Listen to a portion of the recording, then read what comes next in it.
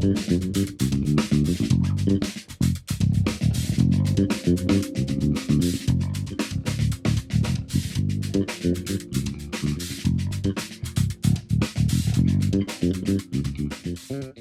everybody, welcome back to the Overwater Interview series. Today's episode is a special edition. We're looking at music education in 2025. Joining me today is Ben Jones, who is the Senior Programs Manager at the Institute of Contemporary Music Performance. Ben has a huge amount of experience working with students and educators at every level. In the episode, we're going to be getting into how music education is evolving through teaching methods, technology, and online platforms to meet the demands of today's music industry. I hope you're really going to enjoy this one. It's something I've been wanting to talk to Ben about for a long time. I know from my own experience of university a long time ago that there were a lot of brilliant things about it, but there are also a lot of things that I would change if I did it again. So this was a fascinating conversation. Enjoy it. I'll see you on the other side.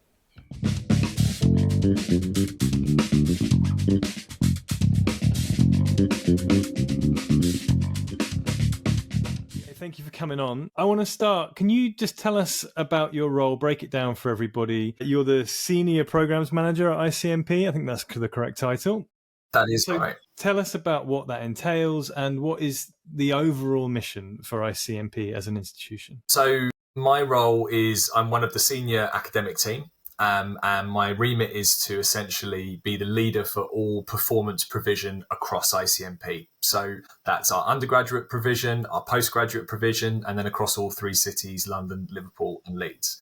Now, I don't individually lead those programs, but I lead the team that leads those programs. And what I'm really responsible for is the strategy behind those programs, the performance ethos, our values, and leading our institutional position through the eyes of performance, which is, obviously my specialty. The values of ICMP are really rooted in this idea that everyone deserves music, right? And everyone deserves to be in music if you want to be. We're a widening access participation institution, which means that our students are coming from backgrounds that are traditionally not associated with university and higher education and things like that.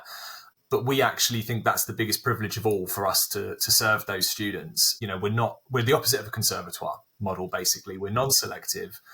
There is an audition. Of course, there is a threshold standard that obviously we use within our admission cycle, but it is based on the person who is in front of us and what we can offer them as value. The truth is, and I'm sure lots of listeners and people will know this, but the arts funding and the way that has been essentially been deconstructed by government for the past sort of 12 years. It has left a very big hole in the support that's available to young people in the arts. So whereas, maybe when you and I were studying, having grades, things like that, getting private tuition, like it was pretty standard and pretty normal because there was a lot of other options there that could do that. For a lot of people, a lot of young people, they don't have those options. So they're self-taught on YouTube and obviously all the internet generation, but they might also have had sort of community music practices. Many of them have been raised in church and things like that. And we acknowledge all of that. Like, it is the opposite of elitism. We are looking at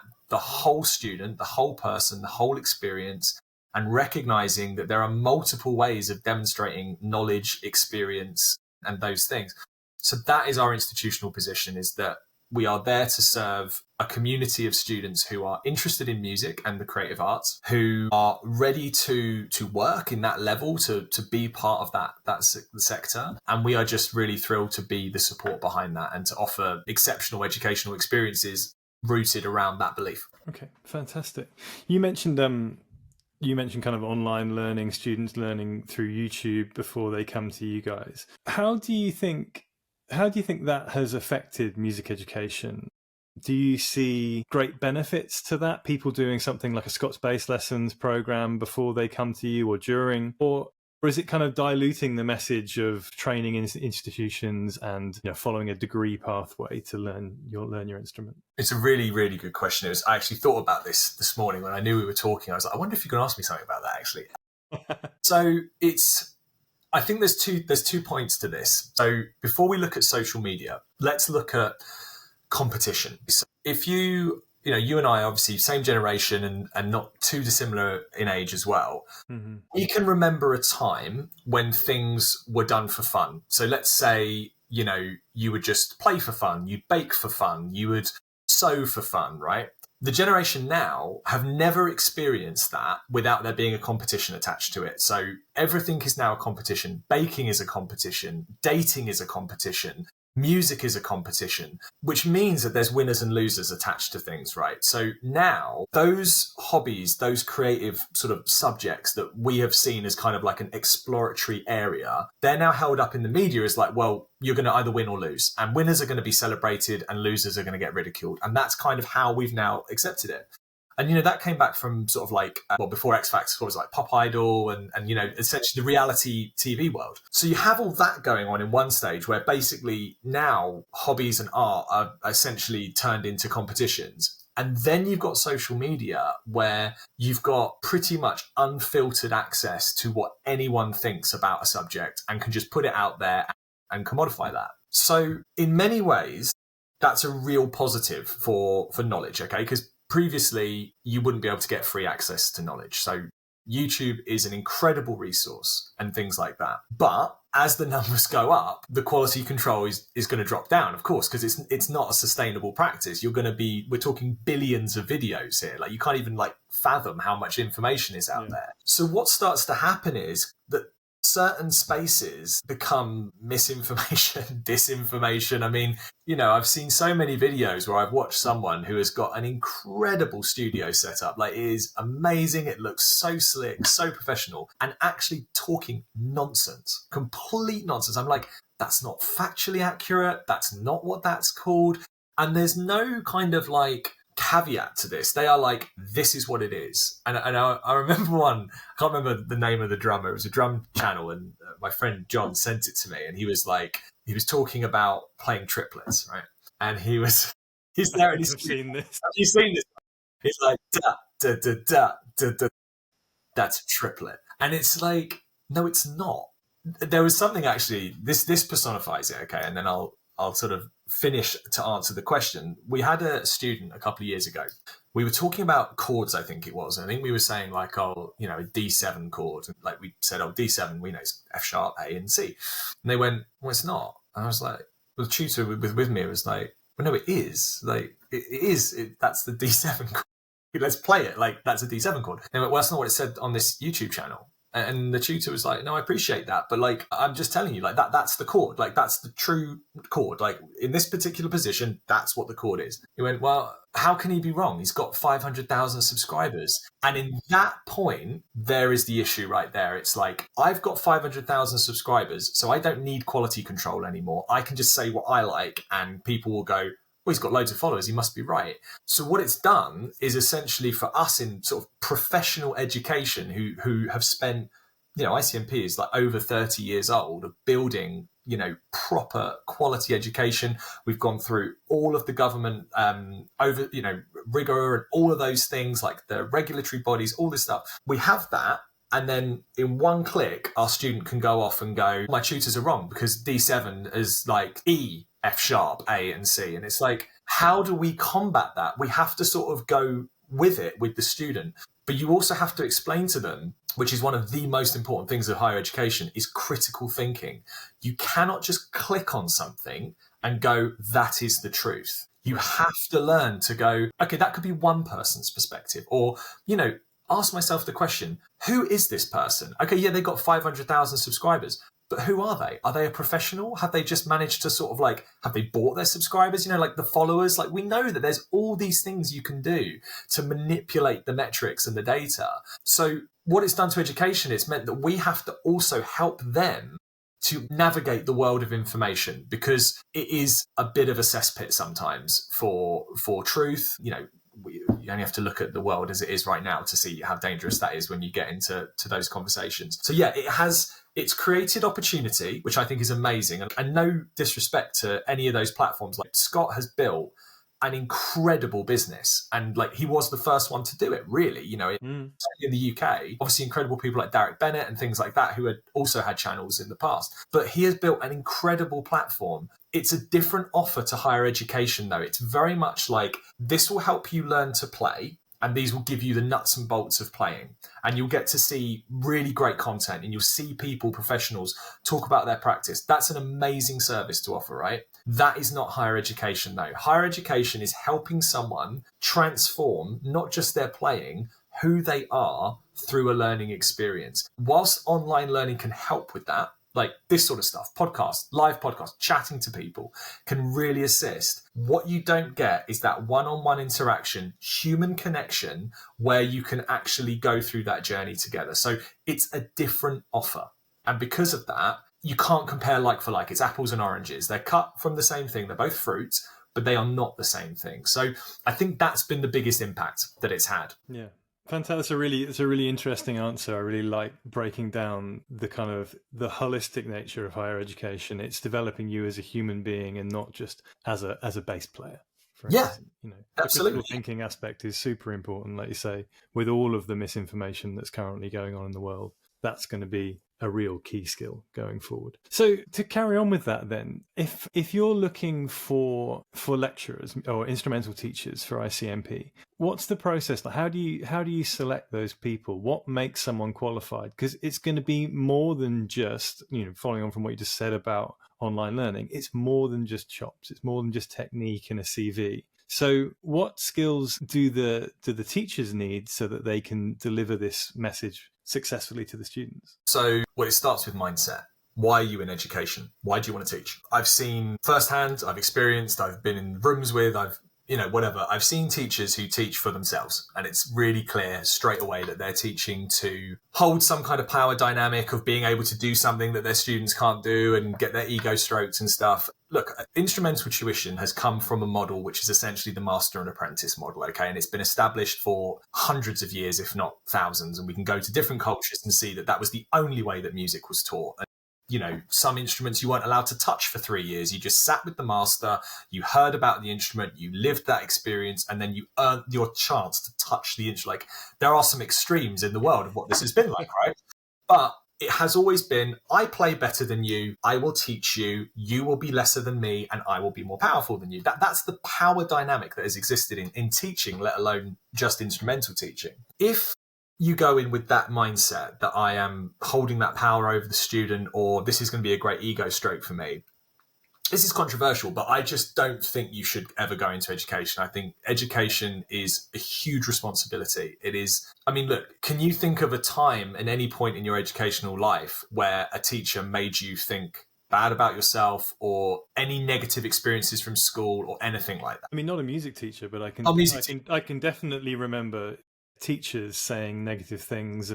I mean, I can remember one from primary school that stuck with me, and it's still, I still laugh about it with my mum to this day. But it really, I would have been 8, and I can really remember it. These things are super important, these interactions. Yeah, they are. And I think if we start from the premise that, like, when I walk into this space as an educator, there is a natural power dynamic that immediately exists where people will look at me and go, you are the teacher, therefore there is a power dynamic here, right? What we're doing at ICMP is we are breaking down that power dynamic. It is about learning partnership.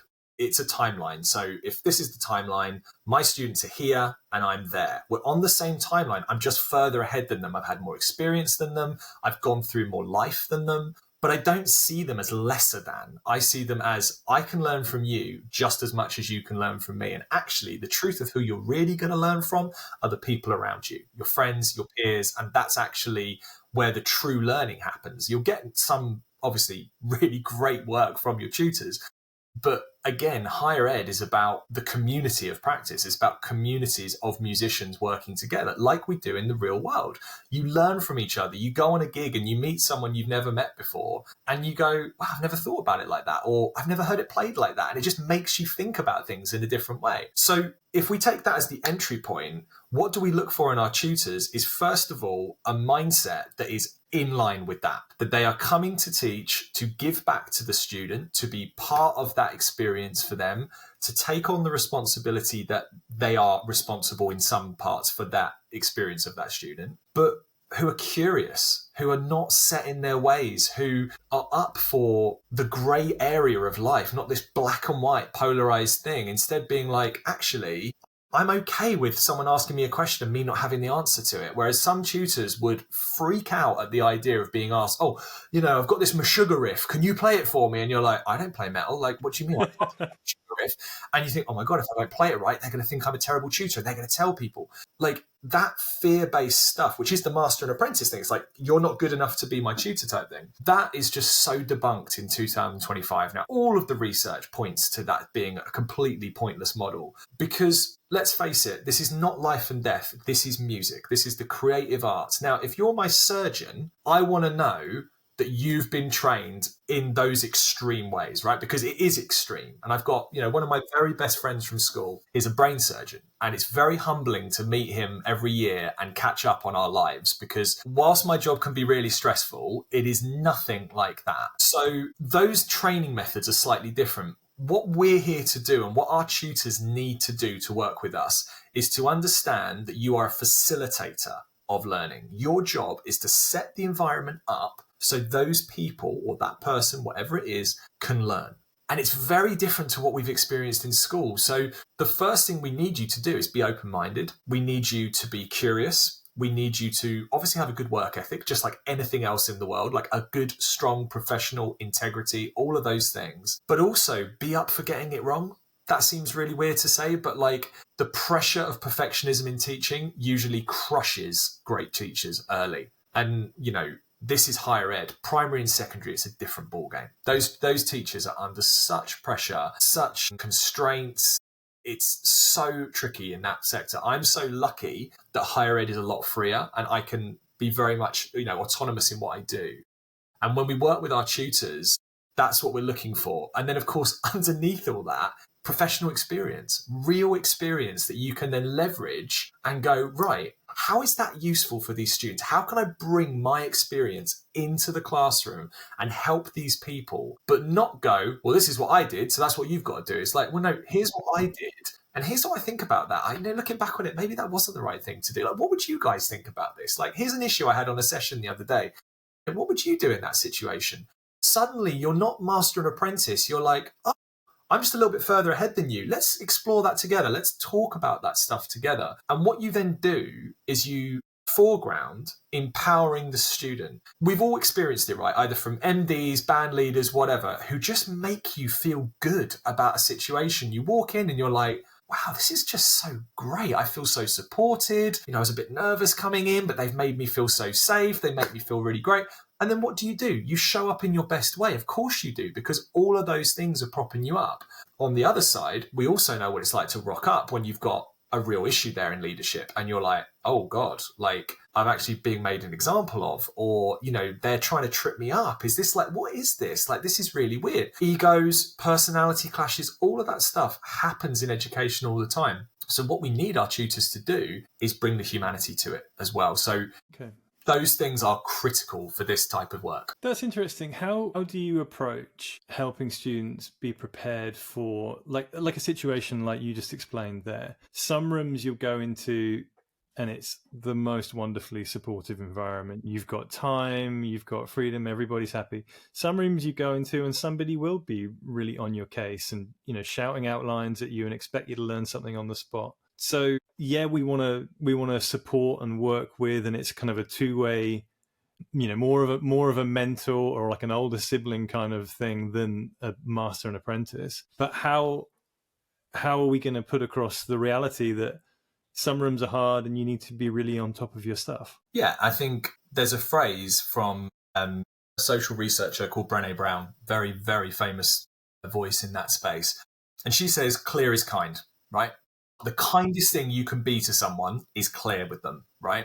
So if we bring that into that situation, we are not saying you're going to hide the darker side of the industry from those students because, the majority of people in the industry are lovely people, right? We can all sort of look around and go, if I look at my circle, 90% of them are awesome. There might be a few bad apples who I dread sometimes seeing, but look, it's fine. Maybe they have to be there for that gig or whatever. Most of the time, we work with people who are cool because that's why they've survived and that's why they're thriving in the industry, is because it's so much about who they are as well.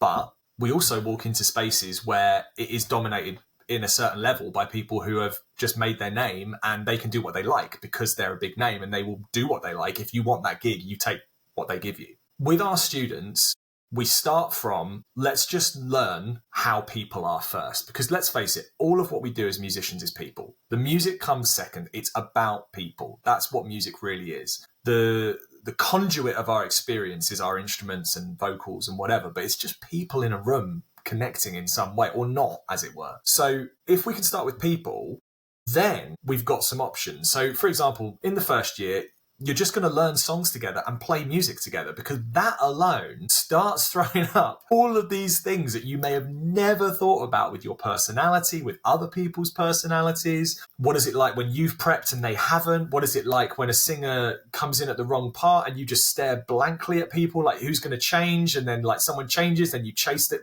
Like, we all know these things, right? So there's those parts of it, and we show them how to navigate that space first of all. But you also have to scaffold the task you have of your students later on. So for example, by third year, I won't have the same conversations with my students that I would in first year. If we're in a fast-paced environment, so like one of the modules we do in level 6, which is third year, is a sponsored module. So it's with a fantastic company called WFB Collective, and I'm sure lots of musicians here will know about them. And Ace and William, who run that company, worked with us and our students, and it was so amazing because it's real world. This is really high level pop performance work, and they're there with the students saying, okay, this is how it works in this sector. So here's the things that are not going to get tolerated. Here's the things that you may not even know are a problem, but they are a problem. And it was just so brilliant because it was clear. There was no hiddenness to it. It was like, right,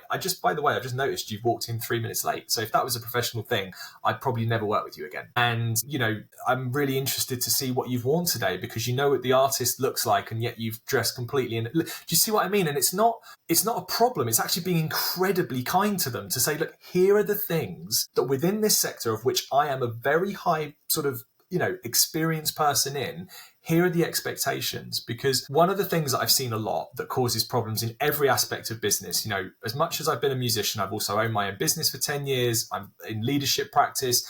I sit across all of these things. The conflict that comes and problems come when expectations meet each other. So I have these expectations, you have these expectations, but we never spoke about them. So now it's just clashing, and we never thought about it. We need to get our students to understand that sometimes you are a service industry, you are a hired person, and you may not be asked your opinion. You may be asked to just play the dots and stay out of everyone's way.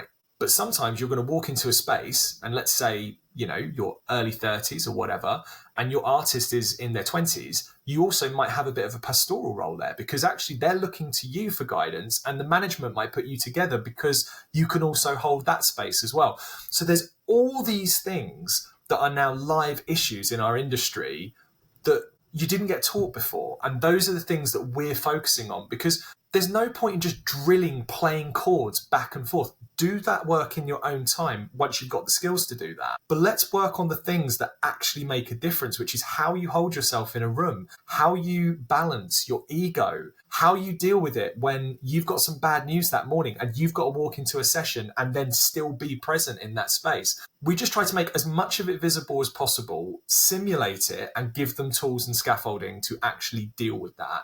But also make it clear that this is not a one-size-fits-all. Some of this stuff just won't work sometimes, and you're going to fall on your face, and you're going to make mistakes. So it's also about, how do you come back from that? How do you fix these things? How do you deal with it when you lose a gig? How do you deal with it when you have to fire one of your friends because they're consistently late on a gig that you're MDing? Like, all of this stuff is all relevant, and that's the journey. I mean, it's only 3 years, but we try to cram as much of this in so they get a real experience of what the industry is like, not some sort of like glazed over version, like warts and all, challenging the industry as much as supporting it.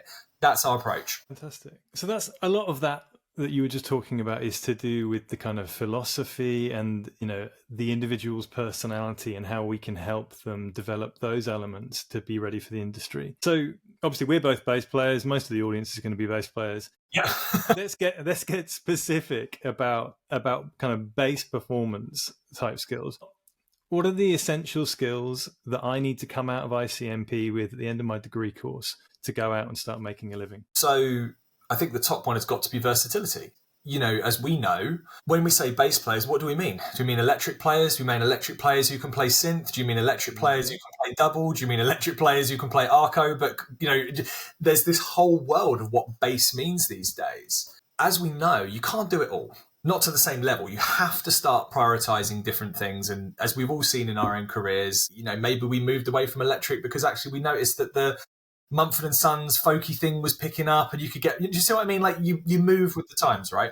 So versatility is the most important thing. Like for my players and our students and all of these things, versatility, but identity as well, because you've got to bring yourself to these gigs as well. You're not just a bass. You're not just another guy or person or player. You're you, and you need to bring that with you as well, because and the Americans are really good at this. Like I've been over to Nashville a few times. I worked over there in Austin and Nashville, and like some of the top session scenes. The playing is terrifying. You don't even need to touch the playing. It's so good, it's ridiculous. But what I learned most about working over there is the personality they bring to their playing. And, we always cite Pino as a great example of this. That is someone who brought, the personality isn't a big personality, but that personality came out through the instrument. You can hear his identity in his playing. And lots of other players, Marcus, obviously Joe Dart now, everyone's sort of looking to those sort of things. But you can't just someone can't give that to you. You have to think about who you are and what you bring to that space. And, one of my favorite people to just listen to speak about anything, whether it's music or not, is Victor Wooten, because I think he is operating on such a different level to most musicians because he's transcended that. Like he's done it all. He can do everything on that instrument. And now he talks about music like a philosopher more than he does like a player. But it all comes back to these moments where you're like, well, who am I inspired by? Who is exciting me as a player? So many people were influenced by Jameson and then they took it in their way and made it their thing. So as a bass player, let's face it, most of us will be playing stuff that any of us could play at one stage, right? Most of it. You can jump on a gig and go, oh, I'm playing that, you're playing that, he's playing that, she's playing that. All right, fine. So where does it change then? Who's going to choose who over what? Now, sometimes it is just a fixed thing, like the people the people who you're playing with and stuff like that. But let's say you're working with an artist and they turn around and say to you, what do you think this bass line should be? And you think, oh, I'm a bass player, I can't say anything. I'm supposed to be told by the MD what I'm doing. But what if you were someone who had ideas and you knew how to communicate those ideas and you knew the line and you knew where to sort of step back and when to step forward? Again, versatility of showing up in professional circles and almost like dialing in where you need to be to thrive in that particular area. So let's say you're in a massive orchestra gig, like one of those electric orchestra gigs where you're playing electric, but you're also playing upright and a few other things. Okay.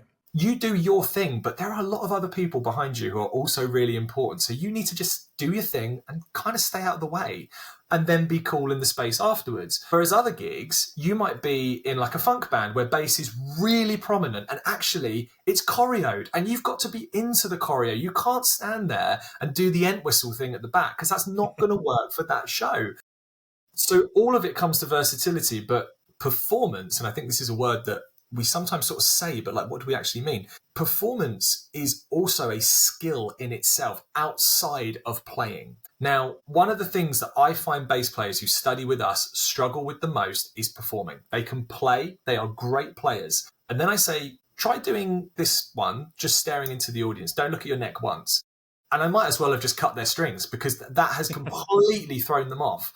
And then they come up to some of the gigs where they're working with pre-production, experts, and they go, right, we're going to do some very basic step click stuff. And also we're going to do some movement. I want you to look at your drummer there. And by the way, you're going to mime these BVs. Don't worry if you can't sing them. We've got them on track.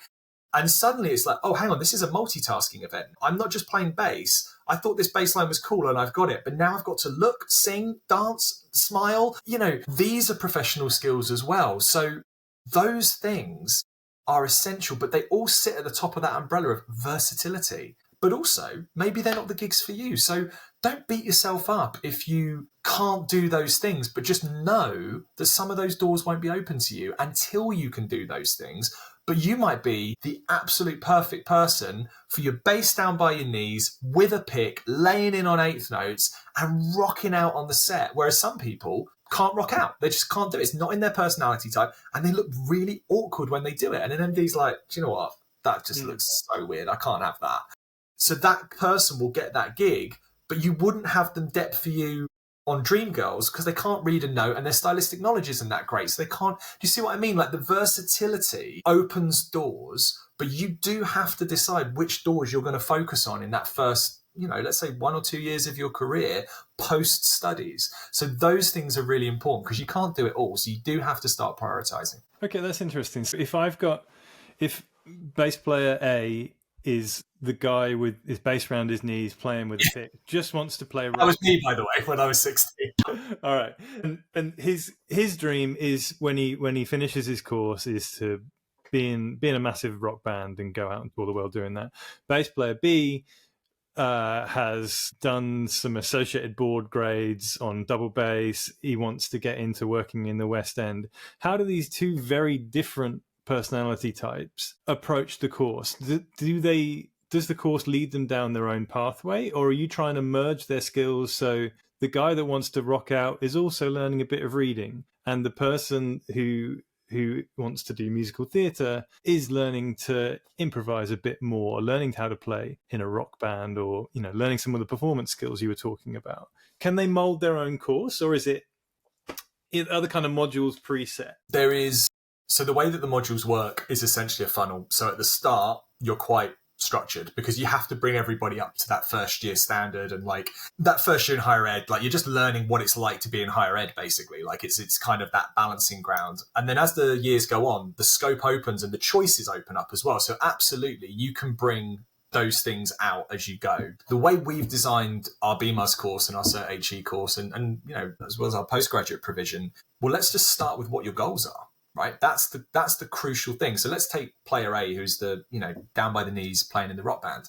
As an educator, and this is the skill. So this is why when I said about what do you need to be like a tutor at ICMP, like what we would look for is like, well, that is the skill. How do I work with person B and person A in the same room with totally different skill sets and get value to both of them? And then the other 12, by the way, who are there, they're also somewhere along that spectrum. So what you start with is like, well, does person A with the bass down by their knees, is that all they want to do? Or have they found themselves in that space and they feel like, well, that's my safety net, so I'm just going to do that. But actually, God, I've always wanted to play like Jacko, but I would never be able to do that. So it's like, well, let's talk about that, because actually, why can't you do that? Let's talk about that. And then you've got person B who's, dad's a musician, went through all the grades, is going through that kind of like motion of just doing what they were told. But maybe they have actually really got a passion for songwriting as well. So it's like, so actually, we can work with you as a bass player, but what if we got you thinking more as an arranger? Because let's face it, bass is such an arrangement instrument. Like when it's right, it's flawless. When it's wrong, it's awful. Like it's such a make or break sound in the mix and the parts. So let's work with those things. And I don't look at their bass playing as their differentiator. I want to know what their motivation is and then help them to help each other, because I'm not going to be able to be everything for everybody. That's why the learning model of learning in a group is so powerful, because person B can say, oh, I think you're struggling with that riff because, your hand position is not quite, because they know that stuff because they've done all their grades. Whereas person A is like, I think, have you tried just like lowering your bass a bit? Because like it's quite high. And like, have you ever sort of just like had it by your hips? And the thing is, if you can get each other to do that for you, you create this incredible safety of like stepping out of your comfort zone. And I think so much of higher ed is stepping out of your comfort zone. Like, I was raised on pop punk, all right? I got into bass for Mark Hoppus from Blink-182. That was the person who got me into bass, right? When I went to what ICMP was at the time, when I did my diploma, I came in, I was in a punk band. It was called Daddy's Got the Biggest. It was shocking. It's like pop punk band. It was proper silly nonsense, right? But I loved it. I absolutely loved it. I got to ICMP and they said, play some pieces. So I played 2 bits from our band, and one of them was kind of cool. So it's kind of, like a bit more facility. So I did that. And then the first day they're like, right, you're going to play Midnight Hour by Wilson Pickett. And I was like, Never heard of that. Don't know what soul music is. Whatever. Fine. So got my big active jazz bass down by my knees, bleach blonde hair, classic, just pop punk look. And I played the most inappropriate version of Midnight Hour you've probably ever heard in your life. And I loved it. And I got off stage, and I remember my tutor, John Curry, and most ICMP students know John Curry. And, incredible educator, incredible player, an incredible person. And he went, God, you look like you're having so much fun there. And I was like, I really was. But it was really inappropriate what you played. And actually that, let's talk about what... And I was like, oh, it's not all about just dancing around on stage. You've got to understand the nuances. And therefore, person A and person B can learn so much from each other because, they're going to take away from each other's strengths and weaknesses. And I think that, again, certain doors will open and certain doors will close if you don't embrace more parts of your playing, right? If there are gigs, I imagine that if someone said to you, Dan, do you want to do this gig? And you'd be like, what is it? And they tell you, you're like, oh no, that is really not my thing at all. But when you're studying, that's the perfect time to go, well, let me just try it. I mean, I'm in education, it's safe. Like, I'm not going to lose my house for losing this gig. So let's just do that. And I think, again, it's one of those things that is the facilitation of those events. How can we help people to learn in that way? I think that ties us back into one of the key advantages over learning at an institution like ICMP over doing an online course is it's that community. It's learning the things you hadn't even considered, that person A can learn from person B. And just by, spending 3 years playing, hanging out, socializing, jamming, there's so much of that community. And I know that obviously, we have online forums and, kind of virtual meetups and all these things to try and mimic that. But there's nothing quite like face-to-face, real-life contact, is there? It makes such a difference. And I think that's the thing that I took away from my studies most of all. And I still see some of those people to this day still working in the industry. Yeah, it's such a key thing to be challenged and to just learn from your fellow students while you're doing that. I think one thing that, is so important that we did not have and is a constant factor is the pandemic, right? So many young people were starved of that attention and that interaction with humans. Really key points in their life. Depending on what age they are, obviously it's going to be certain things, but like, let's just take the classic school leavers, right? So I see it all the time. People struggle to be in a room with someone. That is a lot for them. Even to talk to someone is a lot. They'll learn the music and they'll come in and they will play it and it will be brilliant. And you're like, well, you've got it. Like, well done. You've learned this week's song. It sounds brilliant. Here's a few tweaks, but basically it's there. But the thought of talking to the drummer is unthinkable, right? And that for me is the biggest issue we face. It's not the teaching, not to be, not modest, but we're very, very good at what we do because we work really hard at it and we are committed to it. So of course we're delivering great education. What's really challenging is that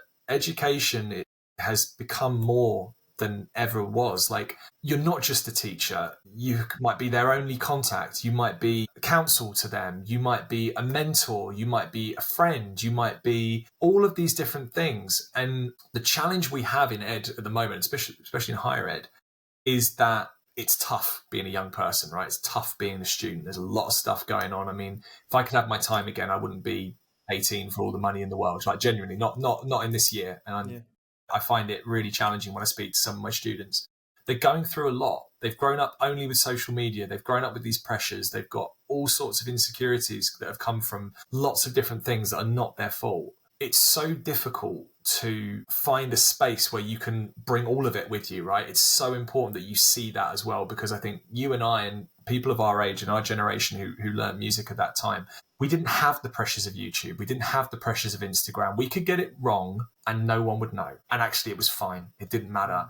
We didn't have to put things into 15 seconds. We didn't have to look and go, that's what I should look like. That's what I should be doing. That person can do it. Why can't I? And it's every single time I pick up my phone, I'm reminded of all the things I'm not. Like, I always say this to my students, it's like someone phoning you up in the morning and going, hey, here's all the things you're not very good at. And let me just tell you those before you start your day, right? If someone did that to you, you'd be like, can you please stop doing that? Because that's really not helping me. But that's exactly what they're doing with social media. And some of these students would have had social media for their entire life. So it's a different ball game now, and mental health. And, we're also at the crux of all of these issues, from global conflicts. We have students from all over the world. I've had Russian students, Ukrainian students, Palestinian students, Israeli students. This is all happening in my space as well. And yes, we're playing music and we're playing bass, but those are people in front of me. They're not numbers on a spreadsheet to me. They're not £10,000 a year coming into this business model. They are people, and all of it is coming with them. And that is something that educators, we just weren't prepared for. And the pandemic really brought that into light when we were like, right, you're going to have to deal with that and still teach. And that was really tough. So I think it's an important thing to put out there. Do you guys offer mental health support on site for the students? We do. We have a fantastic student services team. So from counselling to helping with DSA, like disability allowances and things like that, and helping them get referred, all of those things. They are the busiest team in our department. They are just incredible people, because it is harrowing. Some of these stories, that I hear from students, and then you see them turn up every week and you're like, so hang on, you're going through all of that, and yet you are here every single week and you are totally committed. Like, it is so inspiring to meet young people like that, or, single parents who are coming in and juggling that with their gigs and their studies and this. And it's just like, it's such a privilege to meet these people and then have a hand in basically helping them to get more out of their life. That's what it's about. And I take it really, really seriously, because they're investing a lot of money. This isn't cheap to do this, right? It's really important that we recognize that they are investing in themselves and they're investing in us. What do you say to a student who's perhaps on the fence? They really love music, but the cost of entry, I'm not sure how much a year is on a higher education course. 10 grand, right. Just under 10. So it's a huge sum of money to invest in a career which a lot of people will tell you it's going to be hard. It's going to take a while to pay that back, doing this for a living. What do you say to those people who have got financial worries about going down the music higher education route? It's a really good question. It's something that comes up a lot, obviously at open days, and particularly when I speak to parents and things like that. It's tricky because in some ways it's a lot of money, and then in some ways the money doesn't even exist in your mind, because it's not like you go to the bank and take £10,000 out and you carry all this cash and you think, gosh, that's a lot of money, I'm going to give that to someone now, right? Instead, it's just, it's papers, it's numbers, it gets paid into your account, it goes out. I mean, look, I'm 38 and I'm still paying off my student loan. I think I had about £45,000 of student debt when I finished, right? And I've never noticed paying it back. Like, it's all means tested anyway, right?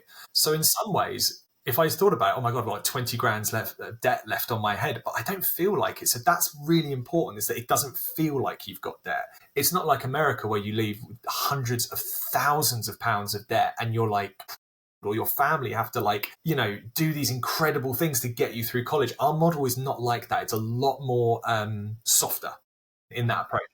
So in some ways, you can look at it through that way. I'm not saying that therefore it's free money. I'm not saying that, but I'm saying it doesn't feel like you're giving away £10,000 every year. But it is debt. It is debt that is going to be on your record, and you will have to pay it back once you start earning over a threshold. So you have to go in with your eyes wide open. You have to make these choices based on the knowledge you have right now. Look, we don't know what the government's going to be like in 10 years' time. We might have a government that go in and go, we're wiping all student debt, right? That's not unheard of. That is something that could absolutely happen. So suddenly this all becomes a moot point and the debt gets cleared and, off we go back to free education. So we have to deal with what we're doing right now. And so therefore, if I was a student thinking, right, that's a lot of money, or my parents were worried or whatever, yes, it is, but what's the value you're getting out of it? So you need to do your research. Like, one of the things that we are really, really hot on is our graduate outcomes and what our students are earning when they leave. Now, that may be, I think it's like 6 months to 12 months from graduation or whatever, but like, our figures are high. Like, I think it's like over 80 something percent is in employment. Like, so you're getting a job out of your degree. That's the investment, right? If you do a degree and you put that debt on your account and you don't earn anything afterwards, that's going to feel pretty rubbish. And there are a lot of sectors out there. Is that jobs in music, over 80%? So jobs in music that are related to our field. So it could be anything in our sector. So from journalism, gigging, bits of both, teaching, everything. It's all collected by the government. I think it's called HESA, where they do the data reporting and stuff. So it's really important because, look, I've got friends who did chemistry degrees and all these other things. they struggle for work for like the first 4 years. They just couldn't get work, right? And you hear it in all these sectors. So if I was that student, I'd be thinking, what is it going to offer me afterwards? Because so much of what we do is we front load things anyway, don't we? We put money up front to pay off later. So as long as the payoff is going to work for you and the institution is going to show you how that's going to happen, it's a worthy investment in what you're doing. But you need to do your research. There's a lot of institutions out there. The first thing I say on an open day is, if you haven't been to BIM, if you haven't been to ACM, if you haven't been to these places, do it. Do not just come to us, hear what I'm saying today and sign up. Go and do your research, because this is your life. You've got to invest in it, and you've got to see the whole spectrum. And it's like anything, right? Do you just buy the first thing you see on Amazon, or do you read the reviews? Do you check it out and go, yeah, it's £3. Oh, it's really cheap. I'll buy that one. And then you go, oh, it broke after 2 days. And you're like, oh, I just have to buy the £9 one, which I could have done at the start if I'd read the reviews. It's that sort of thing, that kind of disposable nature of value that we have in this day and age, that education is not that. It's like, you don't buy your degree, you invest in a 3-year experience that is set up to improve and open doors to your next stage of life. That's a worthy investment in my eyes. Okay, fantastic.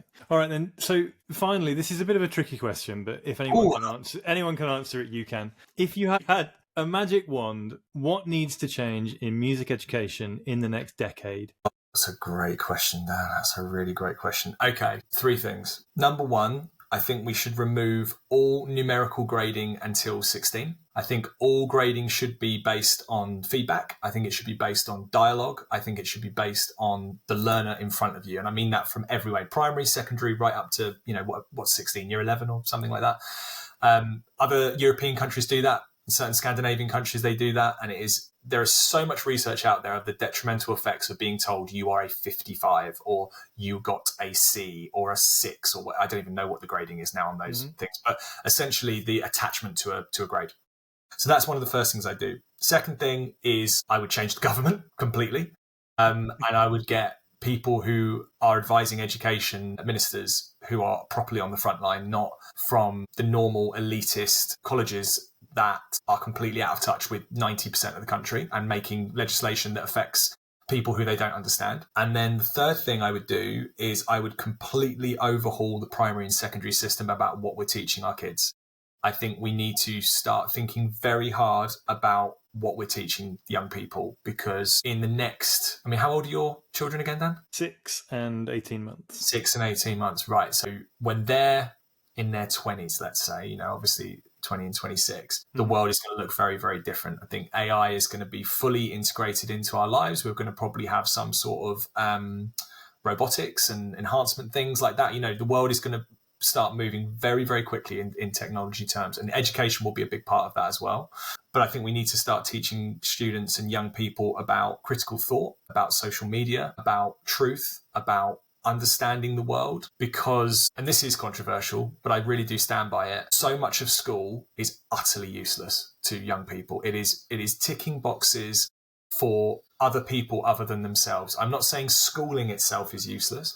I'm saying a lot of the curriculum that is being taught is misguided, and it is causing young people to not want to learn. That is a massive problem. And I say that after teaching over thousands of students who have said to me, I'm so glad I'm in higher ed because I hated everything about school. And when we explore that, you hear these shocking practices that are going on. And I'm not laying it at the teacher's door because they're doing the best they can. But we have a real big problem with how teaching is done in this country. And it's really affecting young people. So yeah, those 3 things need to change. Thank you so much for your time today. Pleasure. This is absolutely fascinating to me, and I'm sure to all of our listeners, certainly anyone that's considering going down the higher education route. This is an absolute gold dust for them. So thank you for your time, and we'll see you soon. Yeah, thanks a lot, man. Cheers, Ben. Bye. Bye.